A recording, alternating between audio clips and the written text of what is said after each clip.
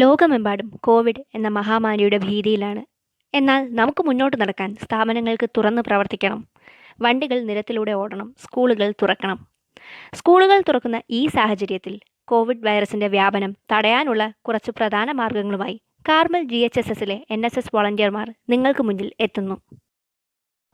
മനസ്സ് നന്നാവട്ടെ. ഞാൻ ദേവഗംഗാവി പ്രകാശ്, കാർമൽ GHSSലെ NSS വോളണ്ടിയർ ആണ്. ഞാൻ ഇന്ന് ഹാൻഡ് സാനിറ്റൈസറിന്റെ ഉപയോഗത്തെക്കുറിച്ചാണ് പറയാൻ പോകുന്നത്.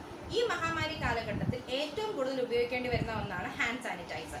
ഇവ കടകളിൽ നിന്ന് വാങ്ങുമ്പോൾ ശ്രദ്ധിക്കേണ്ട ഏറ്റവും വലിയ കാര്യം, ഇതിൽ 60 മുതൽ 90% വരെ ആൽക്കഹോൾ കണ്ടന്റ് ഉണ്ടെന്ന് ഉറപ്പുവരുത്തുക.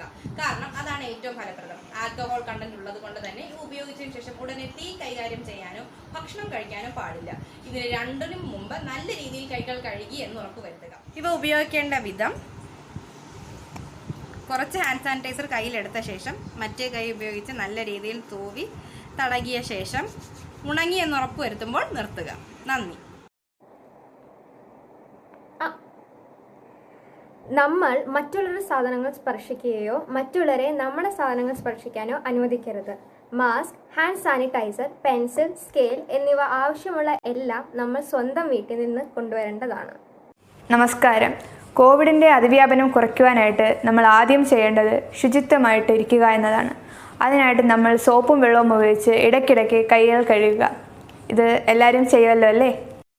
a+b² = a² + 2ab + b².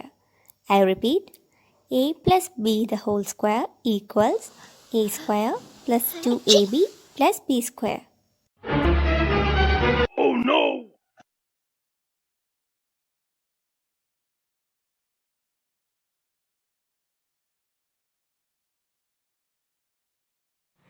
മനസ്സ് നന്നാകട്ടെ. സ്കൂളുകൾ തുറക്കുന്ന ഈ സാഹചര്യത്തിൽ ലോകം മുഴുവൻ പിടിച്ചടക്കിയ മഹാമാരിയായ കൊറോണ വൈറസിൽ നിന്ന് അകന്നു നിൽക്കാൻ നമ്മൾ കരുതലോടെ ഇരിക്കണം.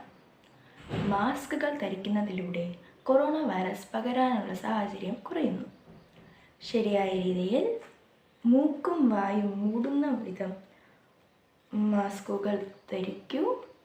കൊറോണ വൈറസിൽ നിന്ന് അകന്നു നിൽക്കുക. അനാവശ്യമായി കണ്ണിലും മൂക്കിലും സ്പർശിക്കാതിരിക്കുക. ചുമയ്ക്കുമ്പോഴോ തുമ്മുമ്പോഴോ കൈമുട്ടുകൾ മടക്കി ചെയ്യുക. ശാരീരിക അസ്വസ്ഥത എന്തെങ്കിലും അനുഭവപ്പെട്ടാൽ അടുത്തുള്ള പ്രാഥമിക ആരോഗ്യ കേന്ദ്രത്തിൽ ചികിത്സ തേടുക. പരമാവധി വീട്ടിൽ തന്നെ തുടരുക. മനസ്സ് നന്നാവട്ടെ. ഈ കൊറോണ സാഹചര്യത്തിൽ നമ്മൾക്കേവർക്കും സാമൂഹിക അകലം പാലിച്ചുകൊണ്ട് കൊറോണയെ തുരത്തി ഓട്ടിക്കാം. സ്കൂളുകളിലോ ക്ലാസ് മുറികളിലോ ആയിക്കോട്ടെ, ഒരു ബെഞ്ചിൽ 2 കുട്ടികൾ എന്ന രീതിയിൽ നമുക്ക് സാമൂഹിക അകലം പാലിച്ചുകൊണ്ട് ക്ലാസുകൾ മുന്നോട്ട് നയിക്കാം. കുട്ടികൾ തമ്മിൽ സംസാരിക്കുമ്പോൾ 1 മീറ്റർ അകലം വിട്ട് സംസാരിക്കാൻ അവരോട് നിർദ്ദേശിക്കുക. കാരണം നമ്മൾ മൂലം വേറൊരാൾക്ക് ഈ ഒരു അസുഖം വരാതെ നോക്കുക. അപ്പോൾ നമ്മൾ കൂട്ടുകാർ പറഞ്ഞൊക്കെ കേട്ടല്ലോ. ഇനി അതിന്റെ ഒരു ചുരുക്കമായാലോ? 1. സാനിറ്റൈസർ ഉപയോഗിക്കുക. 2. സോപ്പ് അഥവാ ഹാൻഡ് വാഷ് കൊണ്ട് കൈകൾ എപ്പോഴും ശുചിയാക്കുക. 3. സാമൂഹിക അകലം അഥവാ സോഷ്യൽ ഡിസ്റ്റൻസിംഗ് 1 മീറ്റർ ഉണ്ടെന്ന് എപ്പോഴും ഉറപ്പുവരുത്തുക. 4. മാസ്ക് ധരിക്കുക. 5. മറ്റുള്ളവരുടെ വസ്തുക്കളിൽ കഴിവതും സ്പർശിക്കാതിരിക്കുക. 6. കണ്ണ്, മൂക്ക്, ചെവി എന്നിവിടങ്ങളിൽ കഴിവതും സ്പർശിക്കാതിരിക്കുക. അപ്പോൾ ഈ പറയുന്നതൊക്കെ നിങ്ങളുടെ മനസ്സിൽ എപ്പോഴും ഉണ്ടാകും കരുതുന്നു. നന്ദി, നമസ്കാരം.